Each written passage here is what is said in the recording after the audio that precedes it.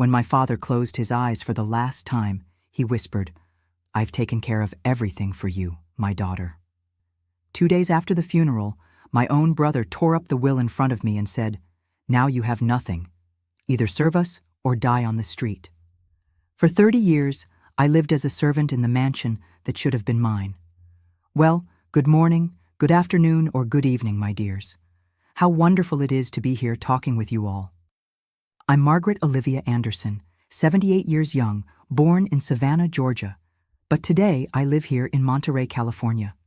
This beautiful coastal city that welcomed me after so much hardship in my life. These days I spend my time tending to my small medicinal herb garden that I planted with such care. I started this garden when I arrived here in Monterey about 15 years ago. I needed a place to calm my spirit and keep my restless hands busy. I learned about plants from my Cherokee grandmother back in Georgia, but it was only in my golden years that I could return to cultivating this knowledge. I'm sitting here in my rocking chair on the back porch of my simple but cozy apartment. From here, I can feel the ocean breeze and see the movement of the harbor in the distance. I have my little pots of rosemary, mint, and basil in the window, which I use for making teas and seasoning food. It's a simple life, but full of peace after all the suffering I'll soon tell you about. And you, my dear viewers watching me now, tell me in the comments which little town you're watching from and what time of day you found this video. Is it early morning with your coffee, after lunch, or already evening? I always read all the comments, and it makes me so happy to know where you're from and when you take a moment from your day to listen to this old grandma's stories. Let me know, okay? Let's create a chain of caring. You know, my dears, today I want to tell you a difficult story that I've kept deep in my heart for many years. It's about how I lost everything after my father passed away, and how my own family turned me into a kind of servant in the house that was once mine. But it's also a story of liberation, and how even at 63 years old, I managed to restart my life and find a new path. I was born in Savannah, Georgia, in the heart of the South, in 1947. Our house was near the river, a simple wooden structure, but full of life and stories. My father, George Anderson, was a lumber merchant, and even during the difficult times after the war, he managed to keep the family in reasonable comfort. He was a tall man, with skin weathered by the Georgia sun, green eyes that I inherited, and a wide smile he saved for special moments. Mama, Eleanor Anderson, was the daughter of a Cherokee woman and an Irish immigrant. She had hair as black as a moonless night and skilled hands that created the most beautiful embroidery I've ever seen. We were 4 siblings, me, the oldest, Victor, 2 years younger with an explosive temperament even as a child, Rosalie, who died of fever at age 7, a pain Mama never overcame, and Jerome, the youngest, who was born frail and needed special care. Papa used to say I was his little warrior, as I helped care for my younger siblings from an early age. Our house was simple, but had its charm. The wooden floor creaked when we walked, and I loved that sound that seemed to tell old stories. The large windows let in the morning sunlight, drawing patterns on the walls. In the kitchen, a wood stove where Mama prepared fried chicken, cornbread, and Brunswick stew that Papa would bring home the ingredients for. The smell of that kitchen, a mixture of burning wood with cornbread and greens, still visits my dreams. My childhood days were divided between helping Mama with household chores and playing by the river. Back then, we woke up with the rooster's crow before the sun even appeared. I'd eat the grits with butter that Mama made and go fetch water from the well with the other girls from the neighborhood. Then I'd help hang clothes on the line while Mama washed everything in the stone tub. In the afternoon, when I finished my chores, I could play with the other children. We made our own cornhusk dolls that my grandmother Willow, Mama's Cherokee mother, taught us to make. We also played tag and cat's cradle with strings we made from cotton thread. My dearest friend was Betty, the daughter of Mr. Raymond the fisherman. Together, we invented stories about the ghosts and river spirits that, according to my grandmother, inhabited the waters. In July, it was the most anticipated time of the year. The 4th of July celebrations began to organize. Even being much simpler than they are today, it was already the joy of the town. The red, white, and blue decorations divided the town in friendly competition.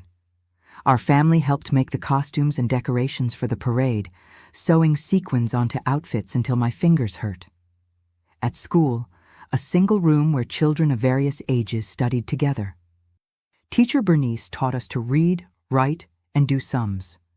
She was strict, but had a special way of making us understand the lessons. She was the one who taught me to love books, even though so few of them reached our small library. But not everything was rosy in those times. When I was 9, a great flood of the Savannah River invaded our home.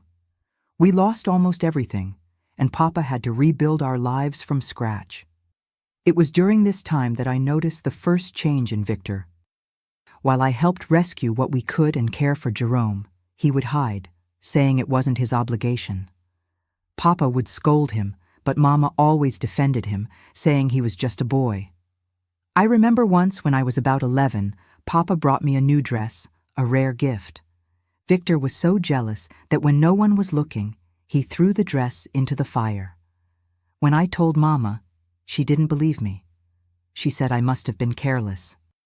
Right then, I understood that for her, Victor's faults were always forgivable, but mine were not. At night, after dinner, we would all sit on the porch to listen to Grandma Willow's stories. She told about the spirits of the forest, about how her Cherokee ancestors lived in harmony with nature, and about the healing properties of plants. It was from her that I learned to recognize medicinal herbs, knowledge that I kept with me throughout my life. The smell of tobacco from her pipe mixed with the scent of evening primrose that grew around the house, creating a memory I carry to this day. At 12, I had to leave school to help more at home. Papa got sick with pneumonia, and I had to take on some of his tasks. That's when I discovered I had a knack for business. I started selling Mama's embroidery to the more affluent families in Savannah. It was the beginning of a skill that years later would be my salvation. It was also at that age that I realized something that would change my life forever. One day, rummaging through the drawers in Papa's office, something I shouldn't have been doing, I confess, I found documents for a property in Atlanta. When I asked about it, Papa took me for a walk by the river and told me that it would be my inheritance one day, along with some savings he was keeping. "It's so you never have to depend on anyone, my daughter," he said. What we didn't imagine was that this conversation was overheard by Victor, hidden behind a tree, planting the seed of a bitterness that would grow for decades. Life changes in the blink of an eye, my dears. By the time I was 37, I was already living in Charleston, South Carolina, where we'd moved when I turned 18. Papa expanded his business there, and that's where I met my husband, Edward Mitchell, whom I married at 20. We had a peaceful life without children. God didn't grant us that blessing, but filled with affection and mutual respect. In 1984, I received the news that would change my life forever. Papa died of a massive heart attack. I remember it like it was yesterday. I was in the kitchen preparing a fish stew when the phone rang. It was Victor, with a strangely controlled voice, telling me that Papa had passed. The world collapsed on my shoulders. Papa was my safe harbor, my advisor, the person who understood me best in this world. Edward and I hurriedly packed our bags and traveled to Atlanta, where the family had settled after we left Savannah. When we arrived, I was surprised to see that the wake had already happened. "We couldn't wait. The body was deteriorating quickly because of the heat," explained Mama, who seemed strangely distant, as if something beyond grief was worrying her. The house in Atlanta was large, in an elegant neighborhood near Piedmont Park. Papa had prospered in business over the years. Victor, who now managed part of the family business, lived there with Mama and Jerome, who never married due to his fragile health. My brother had become an imposing man, always in a well-cut suit with a gold watch on his wrist and an authoritarian way of speaking. After the burial, while we were all still gathered in the living room, the family lawyer, Mr. E. Irving Cardwell, a thin man with small glasses and a severe expression, appeared to talk about the will. I remember sitting next to Edward when Mr. Irving began to read the document. As he read, my heart raced. The house in Atlanta, the lumber business, most of the assets, everything would go to me, with lifetime use for Mama and a monthly pension for Jerome. To Victor, Papa had left an apartment in Charleston and a sum of money. My brother's face contorted into an expression I'll never forget. His eyes narrowed and a muscle pulsed in his jaw. Mama began to cry, not from sadness over the loss of her husband, but from indignation. "This can't be right," she shouted. "Victor has always taken care of the business with his father. Margaret doesn't even live here anymore." Mr. Irving, however, was firm. "These are Mr. George's wishes, registered with the county clerk. The will is legally valid." That night, we decided to stay a few more days in Atlanta to resolve bureaucratic issues. Edward and I slept in the old guest room. I woke up in the middle of the night thirsty and went down to the kitchen. When I was returning to the room, I heard voices coming from Papa's office. I approached silently and saw through the crack in the door Victor and Mama talking with Mr. Irving. "How much?" asked Victor in a low but intense voice. $50,000, replied the lawyer, "and the new will be ready tomorrow." My blood froze. I understood immediately that they were plotting something against me. I went back to the room and told everything to Edward, who suggested we confront the three immediately. I didn't respond. Let's wait and see what they'll do. The next morning, Mr. Irving appeared again with a grave expression. "There has been an unexpected development," he announced. "We found a more recent will in the bank vault." He removed from his briefcase a document I had never seen before. In this new will, supposedly signed by Papa 3 months before his death, all the inheritance went to Victor, with the condition that he take care of Mama and Jerome. For me, there was only a small monthly pension. "This is fraud," I shouted. "Papa would never do this. He promised me." "Promised you what?" interrupted Victor with a malicious smile. "That you would get everything? Typical of your greed, Margaret. Papa realized in recent years who really cared about the family." I looked at Mr. Irving, pleading with my eyes for him to do something, to recognize the forgery, but he just looked away. He was bought off, obviously. Edward, always sensible, suggested that we hire our own lawyer to contest this new will. That's when Mama delivered the final blow. "If you do that, Margaret, you will never be welcome in this family again. Besides," she made a dramatic pause, "perhaps your husband would like to know about your visits to Dr. Lawrence when we lived in Savannah." My blood ran cold. Dr. Lawrence was the doctor who had treated me when I suffered a miscarriage at 16, before I even met Edward. I had never told anyone except Mama, who had sworn to keep the secret. It was a wound I carried in silence, especially because Edward always wanted children. At that moment, I realized I was cornered. We returned to Charleston devastated, and I tried to continue with my life, receiving the meager pension that barely covered basic necessities. 3 months later, another blow. Edward was diagnosed with aggressive pancreatic cancer. In a matter of weeks, he was wasting away before my eyes. The treatments were expensive, far beyond what we could afford. Desperate, I called Victor, asking for help. "Of course, my sister," he said with false sweetness. "Come stay with us in Atlanta. I have the best doctors, the best treatments.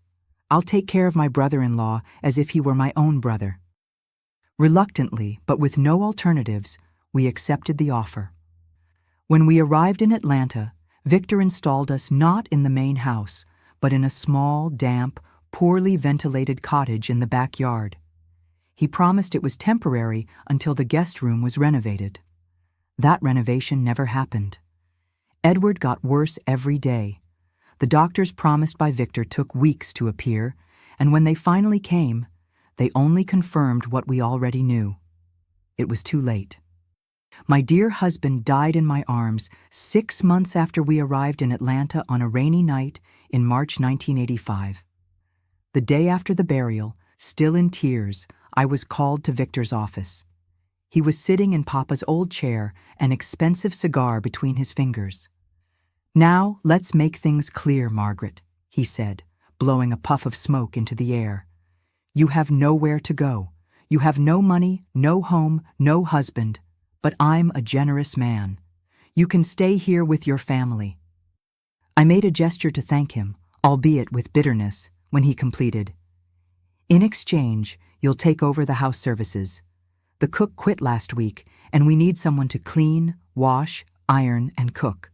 After all, you've always been good at that, haven't you? And you can continue living in the cottage." I was in shock, my own brother turning me into a servant. I wanted to protest, to scream, but then I looked at my empty hands, at my wedding ring, the only valuable possession I had left, and realized he was right. I had nowhere to go. "And if I refuse?" I asked with a threat of voice. Victor opened the desk drawer and took out a yellowed envelope. "Then I'll have to sell this to the biggest newspaper in Atlanta. I'm sure everyone will be interested to know that the respectable Mrs. Margaret Mitchell tried to get rid of a baby at 16. It was a monstrous lie. I had suffered a natural miscarriage, but who would believe me against my entire family? I felt as if the floor had disappeared beneath my feet. That day, I began my life of servitude. I woke up at 5 a.m. to prepare breakfast for the family, cleaned the huge house from top to bottom, washed and ironed all the clothes, cooked lunch and dinner, and still took care of the garden. At night, I fell exhausted onto the makeshift bed in the cottage, which in the Georgia summer was an oven and in the rainy season became a damp and moldy place. Jerome, my youngest brother, was the only one who treated me with any kindness, often helping me in secret or saving some better food for me. But his fragile health prevented him from openly defending me against Victor and Mama. And so began the 30 most difficult years of my life, where each day was a struggle for survival and dignity, while I watched my brother and my mother enjoying the wealth that by right should have been mine. The years in Victor's house seemed endless. Each morning, when I woke up still in the dark, my heart would sink remembering that another day of humiliation was coming. The cottage where I lived deteriorated more and more. The roof with leaks that Victor always promised to fix, but never did. On days of heavy rain, typical of Atlanta, I had to spread buckets on the floor to prevent flooding. The mold on the walls worsened my asthma, which I developed in the first years of that captivity disguised as home. My routine was exhausting. At 5 a.m., I was already up, lighting the stove to prepare breakfast for the family. Victor demanded fresh bread every day, which meant I had to get up even earlier to make the dough and bake it. Then I served breakfast to him, Mama, and Jerome, always in silence, like a shadow in the house that once belonged to my father. "This is too cold," complained Mama, pushing the cup back to me. "You never learn, do you, Margaret? You were always the daughter who gave me the most trouble." Her words cut me like knives, but I had already learned not to show it. I just took the cup, heated the coffee again, and returned with a forced smile. "Sorry, Mama. Is this better?" After breakfast, I began cleaning the huge 3-story house. Victor insisted that everything shine, especially when he received his important friends, politicians, businessmen, people he wanted to impress. I scrubbed every corner, polished every piece of furniture while listening to the laughter coming from the office or the dining room. Sometimes, a guest would ask who the lady was who worked so diligently. "Oh, she's just our trusted housekeeper," Victor would respond, as if I had no name, as if I weren't his sister, as if we didn't have the same blood running in our veins.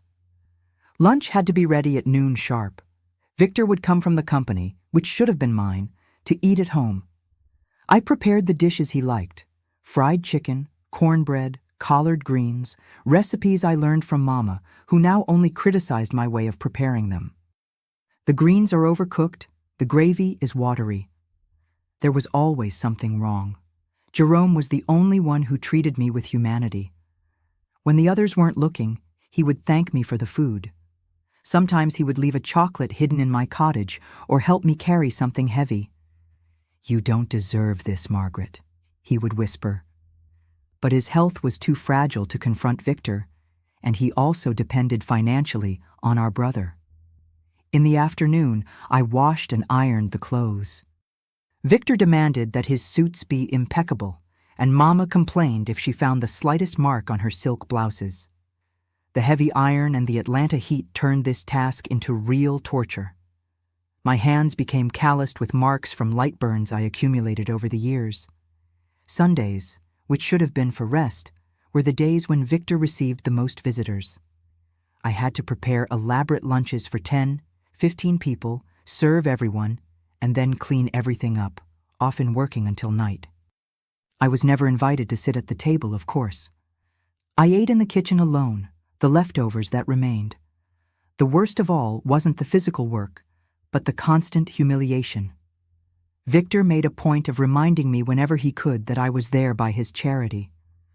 "You should thank God every day for having a roof over your head," he would say. "Out there, an old woman with no qualifications like you would be begging on the street." I wasn't old at that time. I was only 38 when it all began, but the hard life aged me prematurely. By 45, I already had completely white hair, and deep wrinkles marked my face. The reflection in the mirror showed a worn-out woman, nothing like the young girl full of dreams I once was. The financial situation was another type of abuse. Victor gave me a miserable allowance, insufficient even to buy basic hygiene products. Many times I had to improvise using leftover soap and making my own creams with the herbs I managed to grow in a corner of the garden, knowledge I inherited from Grandma Willow and which became my small refuge. In 1990, I had a health collapse. Working nonstop, poorly fed, and sleeping little, my body finally protested. I fell in the kitchen while preparing dinner with a very high fever.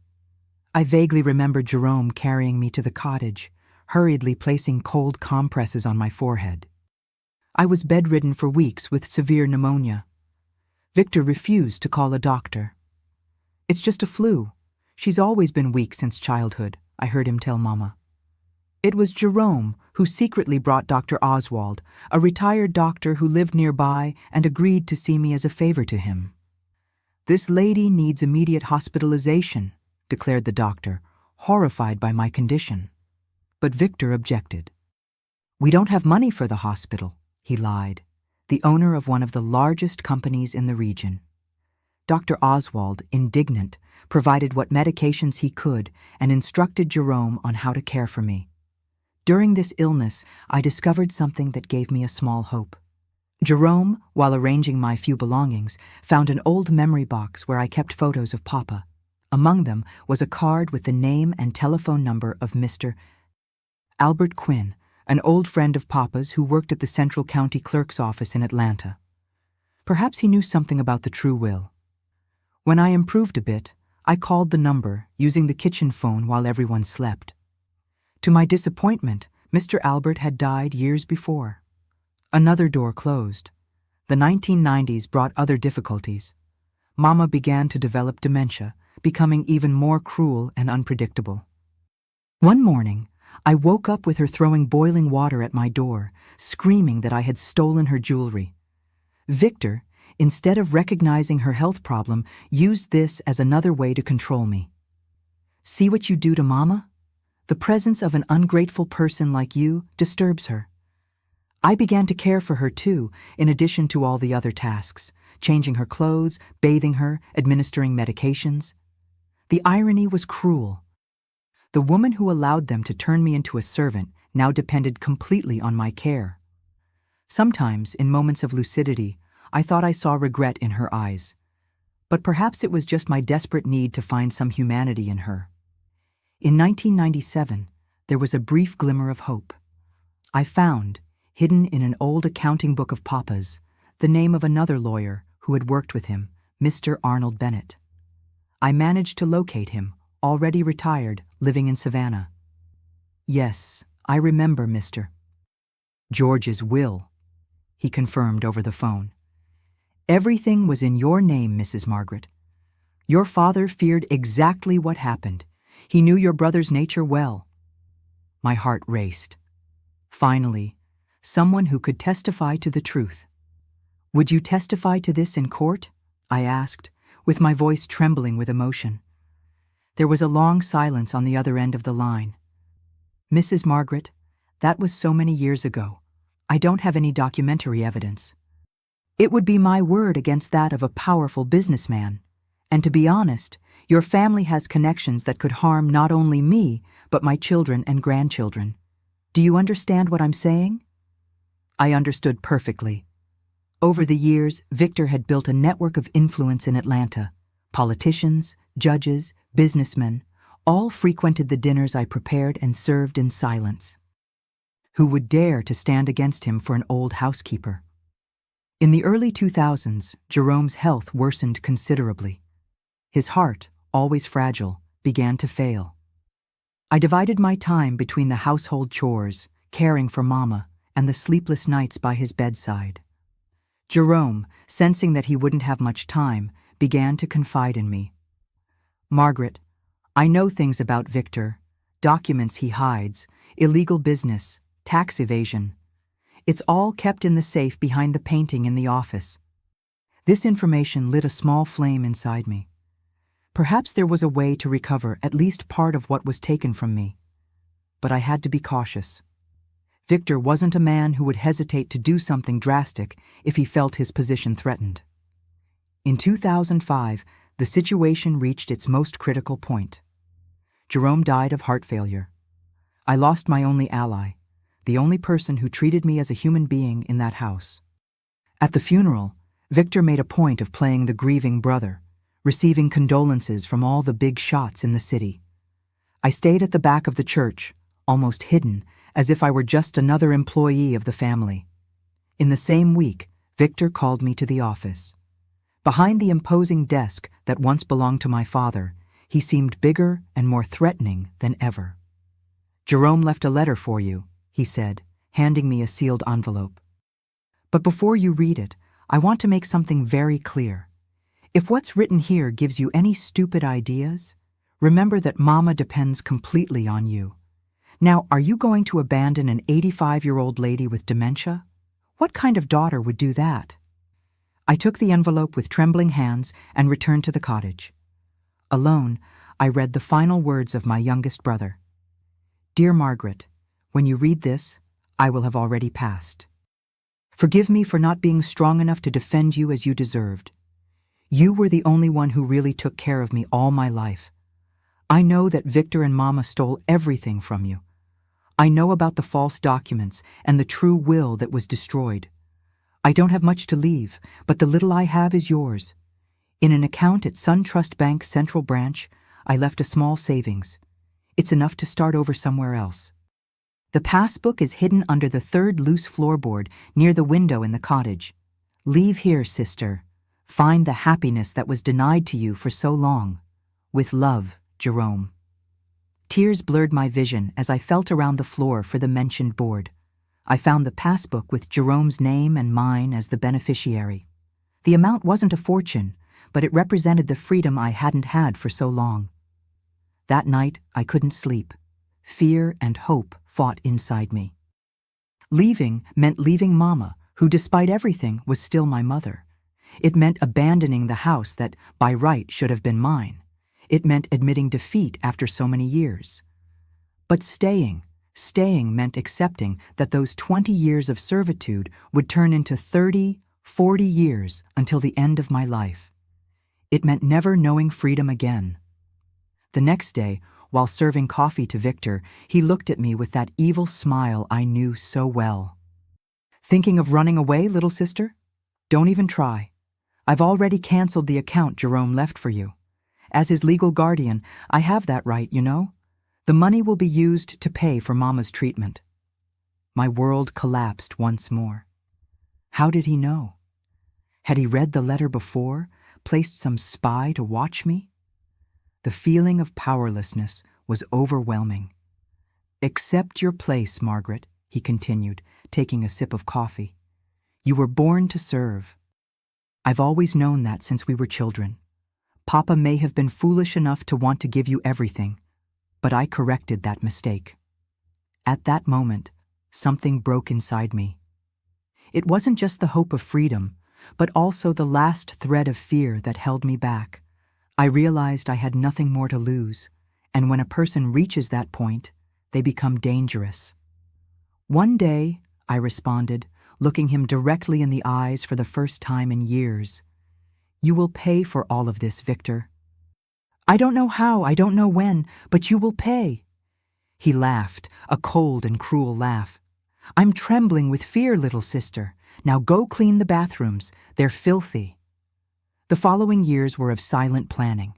I continued performing all the tasks, caring for Mama, being the perfect servant. But every free minute was dedicated to finding a way out. I began to save small amounts from the grocery money, hiding it in a hole I made in the wall of the cottage, covered by an old poster.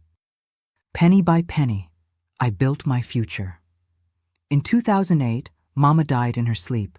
It was a mix of sadness and relief. Sad for losing my mother, for never receiving from her the love I so sought. Relieved because Victor's main argument for keeping me prisoner had disappeared. After the funeral, Victor made it clear that nothing would change. "You continue here working as always. Now you'll take care of the house alone, since you don't have to waste time with Mama anymore." It was the moment I had been waiting for. With Mama deceased, and Jerome too, the ties that bound me to that house were weaker. My plan needed to be accelerated. I knew that Victor's office held secrets that could be my liberation. For years, while cleaning the place, I observed every detail, where he kept important documents, which drawers he kept locked, the combination of the safe that he typed, not realizing I could see through the reflections in the glass bookcase.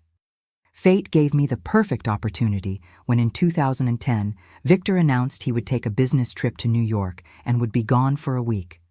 It was the first time in 25 years that I would be completely alone in the house. "The day maid will come 3 times a week to check that you're doing everything right," he warned. "And don't think of doing anything stupid. I have cameras installed in the main areas." He was lying about the cameras, I was sure. It was just another of his psychological games to keep me under control. Even so, I needed to be careful. The day Victor left, I began to put my plan into action. Liberation was near, but the path would be more difficult and dangerous than I imagined. That week when Victor traveled to New York was the most decisive of my life. For the first time in 25 years, I could move around the house without being watched at every step. The day maid, Mrs. Clara, appeared only 3 times a week, as Victor had said, and didn't care much about what I did as long as the house was clean when she arrived. For the first 2 days, I just observed. I wanted to be sure there were no cameras as my brother had threatened. I checked every corner, every gap, looking for any surveillance device. There was nothing. As I suspected, it was just another of his lies to control me. On the 3rd night, when I was sure I was really alone, I went to the office. My heart was beating so hard it felt like it would jump out of my mouth. Jerome's words echoed in my mind. Documents he hides, illegal business, tax evasion, all in the safe behind the painting. The painting in question was of the Georgia landscape, pretentious and expensive, like everything Victor owned. I removed it carefully, and there was the safe embedded in the wall. My hands trembled as I typed the combination I had memorized over the years, discreetly observing Victor when he opened it. 24 to 17 to 36, 09, the same numbers he used for everything, including his computer password. When the safe door opened with a soft click, I felt a mixture of triumph and fear. Inside were organized folders, bank documents, some jewelry I recognized as having belonged to Mama, and a thick brown envelope with the inscription, "Confidential," written in red. I began to examine the documents in the dim light of the lamp. What I found made my blood freeze. There were receipts for deposits in Cayman Islands accounts, falsified invoices, agreements with local politicians to circumvent bids, and worst of all, a contract with Mr. Irving Cardwell, detailing the payment for the falsification of my father's will. There it was, in black and white, proof of the fraud that had destroyed my life. The document clearly specified that Mr. Irving would receive $50,000 for the preparation and legalization of a substitute will in favor of Victor Anderson. There was even a clause about perpetual secrecy. My hand trembled as I held that paper. A mixture of anger and vindication invaded me. Finally, after so many years, I had concrete proof. I continued examining the documents and found something even more shocking. Records of a shell company called Southern Enterprises, used for money laundering. The amounts involved were astronomical, millions of dollars diverted from contracts with the state government. For 3 consecutive nights, I photographed each document with a simple camera I had bought years ago, when I still dreamed of recording happy moments that never came. I made copies of everything that seemed important and hid the films in the cottage inside an empty cookie tin. On the 5th day, I had to make a decision. I could use those documents to blackmail Victor, demanding my share of the inheritance, or I could turn them over to the authorities. The first option would mean more money, but I would have to continue dealing with my brother. The second would mean justice, but with no guarantee of financial compensation for me. While I was considering my options, the house phone rang.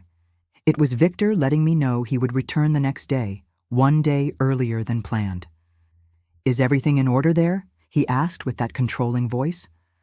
"Yes, everything's perfect," I replied, keeping my voice calm despite the panic that was beginning to grow inside me. "The house is clean and organized." "Great, I'll arrive around noon. Prepare that fried chicken I like." After hanging up, I realized I needed to act quickly. There was no more time for careful planning. The next morning, as soon as Mrs. Clara finished her work and left, I put into practice the riskiest part of my plan. I called the office of the regional U.S. attorney, Mr. Everett Madison. I knew his name because Victor always complained about this nosy prosecutor who investigated corruption in the region.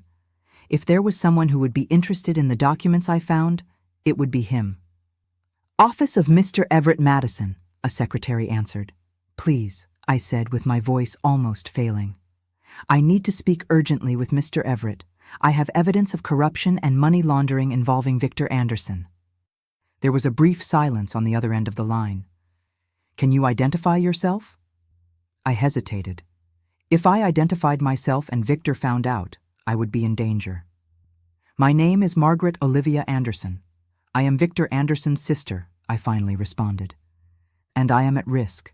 He returns tomorrow from a trip and cannot know that I contacted you." The urgency in my voice must have convinced the secretary because I was soon transferred to Mr. Everett. "Mrs. Anderson," he said with a grave voice, "I understand your concern. Your brother has been under investigation for some time, but we've always gotten little concrete evidence. If what you say is true, we need to meet immediately." "I can't leave the house now," I explained. "He has people who watch me when he's out, but I have all the evidence photographed. I can deliver the films." We arranged for an assistant of his, disguised as a delivery person, to come to the house to pick up the films. 2 hours later, a young man in a blue uniform rang the doorbell with a box in his hands. "Delivery for Mrs. Margaret," he announced loudly for any neighbor who might be watching. Inside the box were just old newspapers. While signing a fake receipt, I discreetly passed him the cookie tin with the films.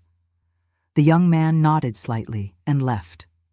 I spent the rest of the day in a state of nerves, preparing the fried chicken Victor had requested, tidying the house, trying to act normally. That night, I couldn't sleep. 1,000 scenarios passed through my head. What if the films didn't turn out well? What if Victor found out? What if Mr. Everett did nothing with the evidence? The next morning, precisely at noon, I heard Victor's car entering through the mansion gates. I took a deep breath and went to receive him with the same submissive countenance I had used for 25 years. "Is the house in order?" was his first question.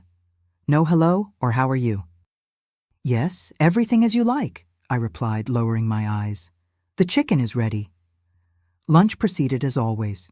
Him eating at the dining table, me serving in silence, listening to his stories about the trip, about how he impressed the businessmen in New York. I just nodded, as I always did. At 3 p.m. the doorbell rang. I went to answer it and found myself facing Mr. Everett Madison in person, accompanied by 2 federal agents and a court officer.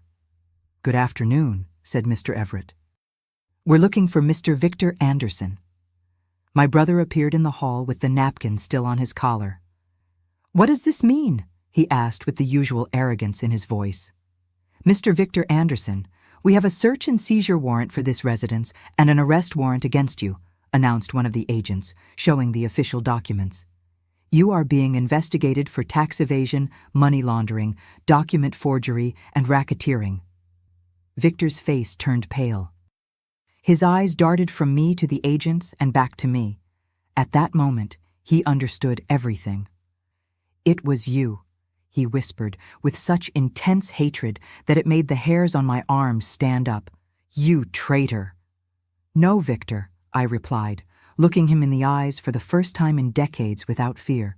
"Not a traitor, a justice seeker for Papa, for Jerome, and for myself." The agents handcuffed him while he shouted threats. Mr. Everett stayed behind when the others left, taking my brother. "Mrs. Anderson," he said, "your evidence was crucial. We found much more than we expected. Your brother won't be getting out of prison anytime soon. And as for the fraudulent will, we'll open a civil process to nullify its effects." Tears streamed down my face, but they weren't of sadness. They were of relief, of a 25-year weight finally being lifted from my shoulders. "What happens now?" I asked, almost unable to believe that all of it was real. Now you are free, ma'am. This house and the legitimate assets will be frozen during the investigation, but there's a good chance that everything will be restored to you as the rightful heir." In the following months, I lived in a kind of limbo. I continued in the house, but no longer in the cottage. I moved to the master bedroom, the one that should have been mine by right. Victor remained in preventive detention while the case proceeded. Mr. Everett introduced me to Ms. Olivia Campbell, a lawyer specializing in inheritance law who took my case pro bono, touched by my story. She was tireless, gathering evidence, witnesses, reconstructing the puzzle of the fraud orchestrated by my brother. "The case is strong," she assured me. "Mr. Irving Cardwell has already confessed to the falsification in exchange for a reduced sentence. He kept copies of everything as insurance in case your brother tried something against him." In 2011, a year after Victor's arrest, the court finally annulled the false will.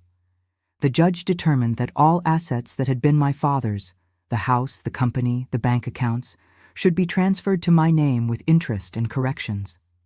"It's more money than I'll ever need," I commented to Ms. Olivia when I saw the amounts. "You deserve every penny, Mrs. Margaret," she replied, "and more for the suffering you went through." Victor was sentenced to 18 years in prison for financial crimes and another 5 years for falsifying the will. When I saw him at the trial, he seemed to have aged decades in just 1 year. The arrogant and intimidating man had been transformed into a shadow, avoiding my gaze. Even with the legal victory, I knew I couldn't continue in Atlanta. There were too many painful memories, too many ghosts. Besides, Victor had powerful friends who, even with him in prison, could cause me problems. That's when I met Douglas Peterson, a 70-year-old widower who worked as a financial consultant hired by Ms. Olivia to help me reorganize the recovered assets. Douglas was kind, patient, explaining everything to me calmly, never making me feel ignorant for my lack of knowledge in finances. "You need a fresh start," he told me one day. "Have you thought about where you'd like to go?" I had never considered the possibility of freely choosing where to live. The idea was both frightening and liberating. "I've always liked the sea," I replied, remembering the few books I had read about beaches and oceans in the rare free hours I had.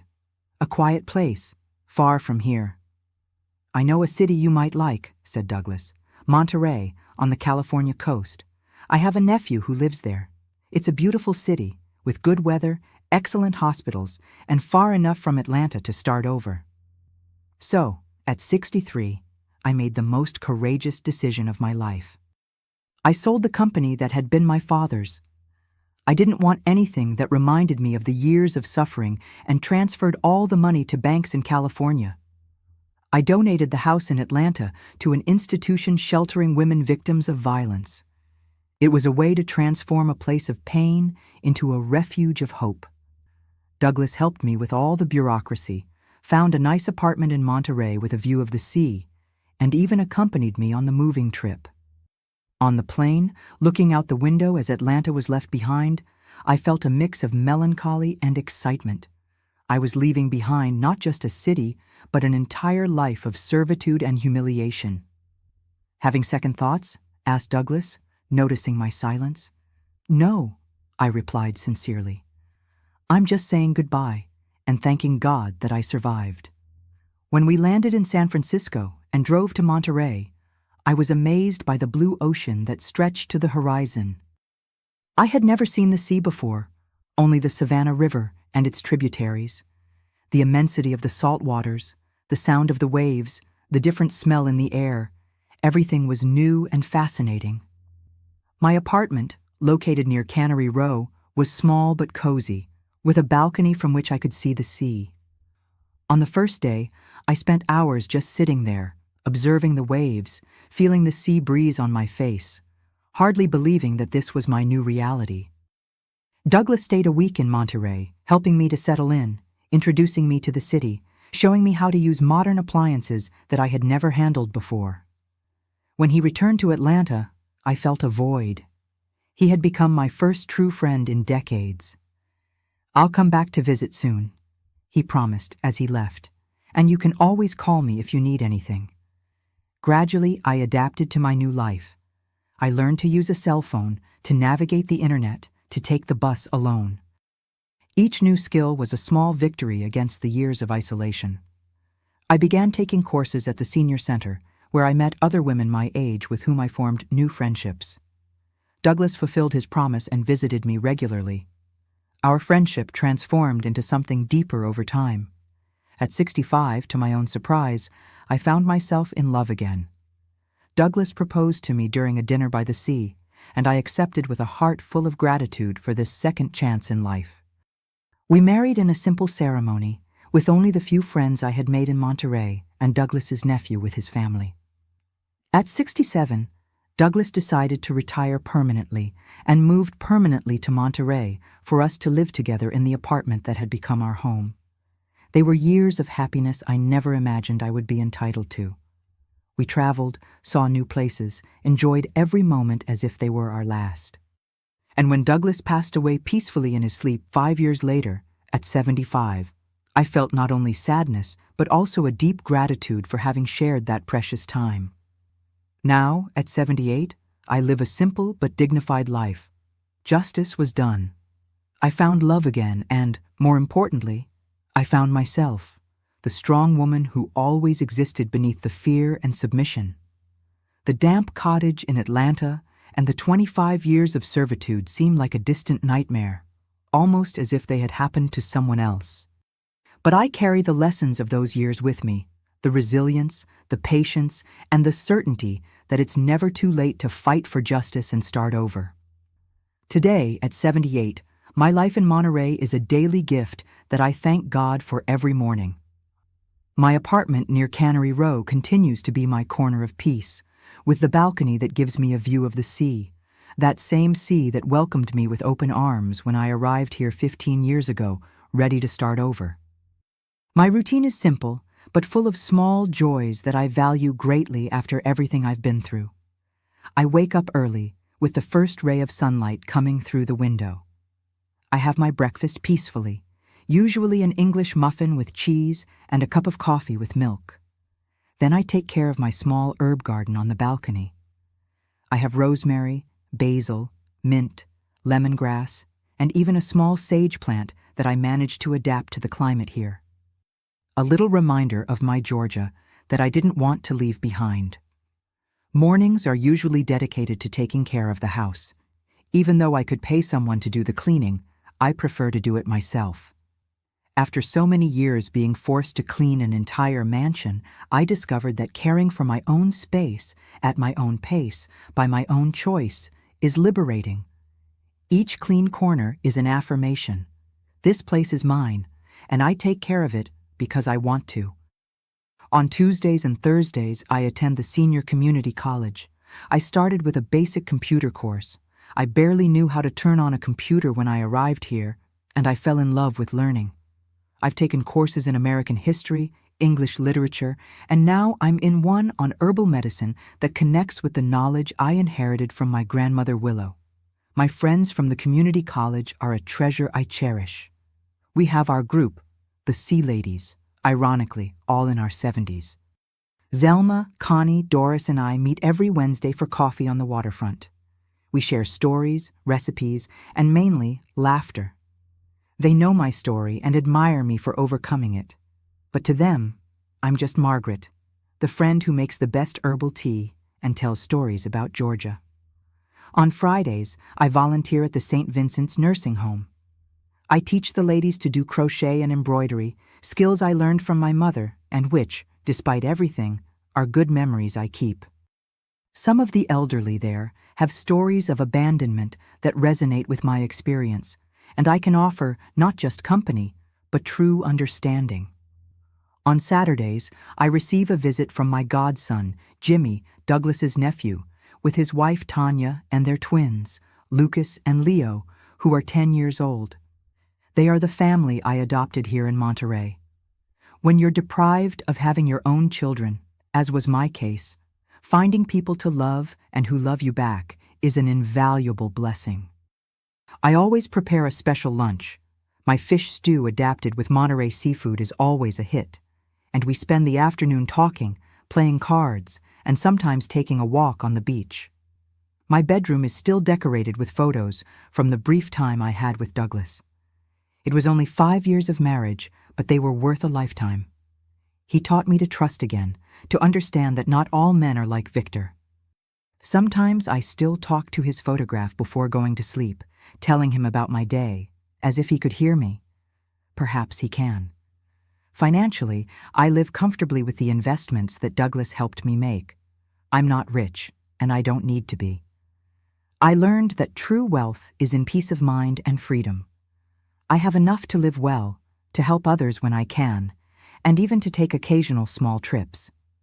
Last year, I visited Santa Barbara with the Sea Ladies. It was the first time I traveled purely for pleasure, without running away from something.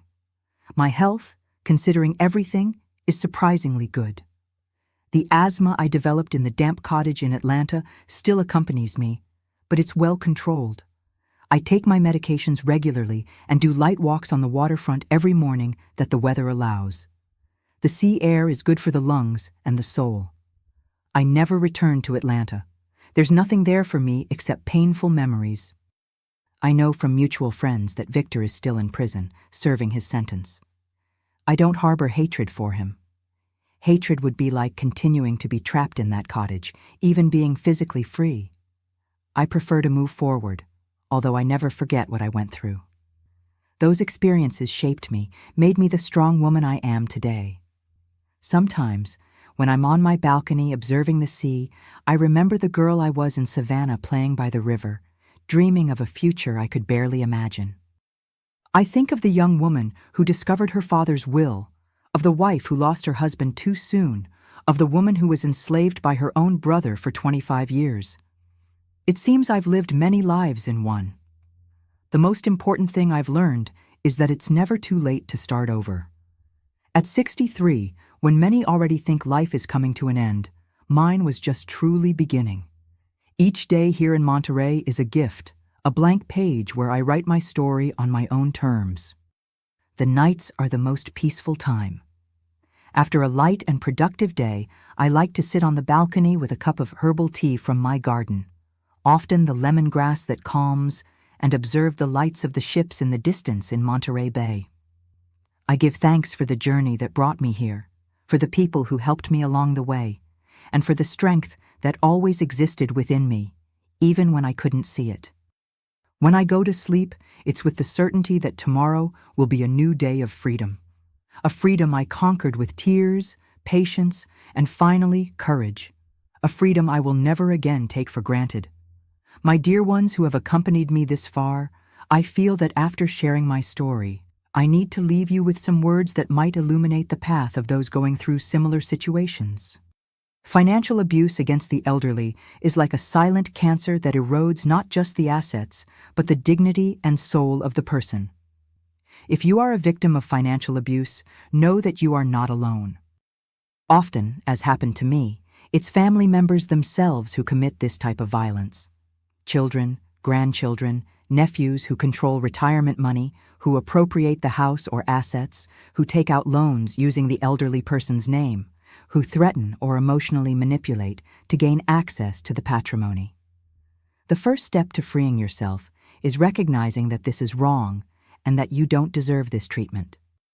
It took me decades to understand that I didn't owe gratitude to my brother for sheltering me. That house was mine by right, and I was being exploited. Many elderly people stay silent out of shame, out of fear of being alone, or out of not wanting to harm the abusive family member. I understand these feelings, but believe me, silence only prolongs the suffering. Seek help. Today, there are resources that weren't available in my time.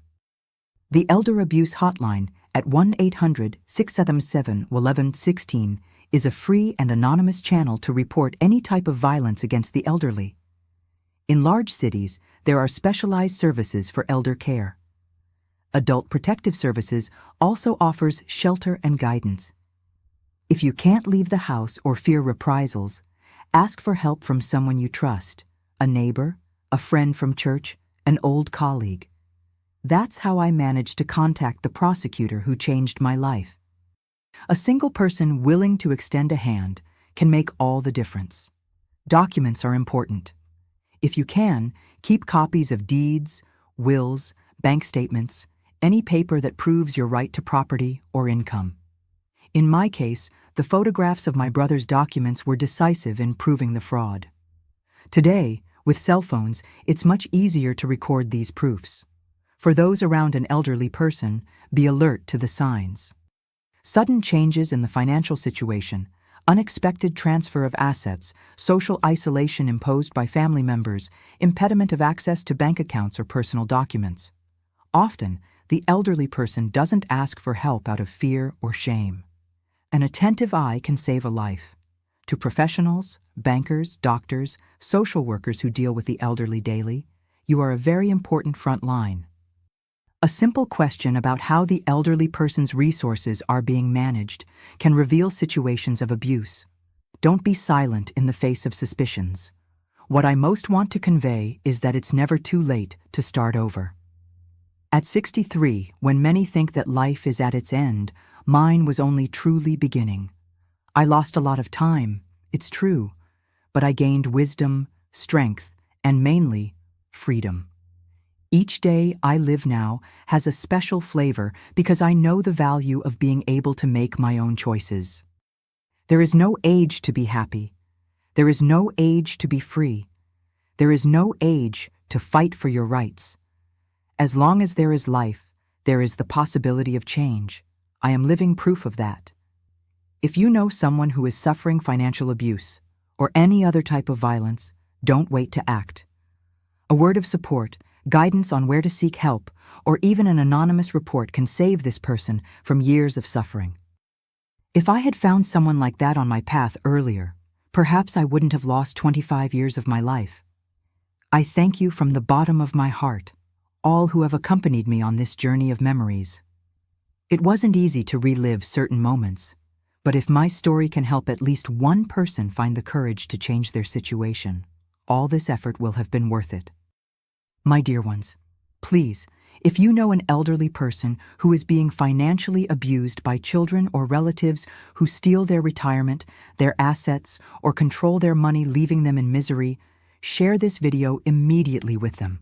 Every minute that passes, another elderly person is losing not just their livelihood, but their dignity. Subscribe to the channel right now and hit the bell because sharing these stories can literally save lives. Perhaps your neighbor, your aunt, or even your own mother is suffering in silence, afraid to ask for help. Comment below if you know of any case like this or if you've already helped someone get out of this terrible situation. Your experience can guide another person to freedom. Do this now. Don't wait even one more minute. Because, my dear ones, what I never told anyone until today is that when I finally reported my brother, I discovered he had a plan to get rid of me permanently. Among the documents found by the police, there was the purchase of rat poison in large quantities and notes on how to administer it in small daily doses in my tea to simulate a natural death. If I had waited a few more months to act, I wouldn't be here today telling my story.